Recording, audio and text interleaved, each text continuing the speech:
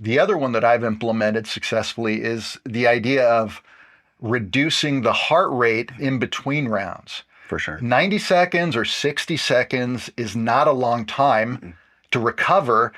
And usually you get done training and maybe you're shooting the breeze with your partner, or you're not thinking about recovery. Right. And then the bell goes off again and it's time to get after it again, but yet your heart rate is still elevated.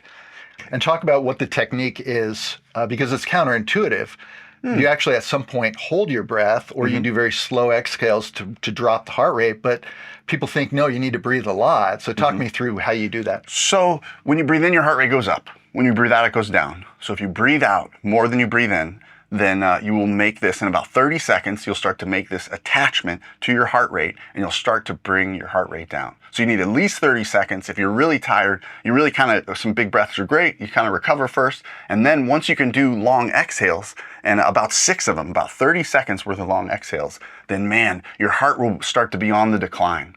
So oftentimes there's only a minute in between rounds, but if you use the first 30 seconds of the next round to just play it cool and like Hickson does, stalk your opponent a little bit and watch them kind of move around in this stuff, then man, you will really kind of bottom out your heart rate before you need to start engaging. Yeah, so tell me if you think this is correct, because this is what I do.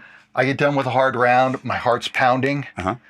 I always feel like I'm at a bit of an oxygen deficit. So I will, for the first 30 seconds, I'll just breathe a lot. I'll just get myself really oxygenated. And then once that air hunger subsides, then I'll start doing the very slow exhales. Maybe a little breath hold in there, just trying to just you know, keep that thing going very slowly at that point. So that's great. The only thing I would add to that, that's perfect.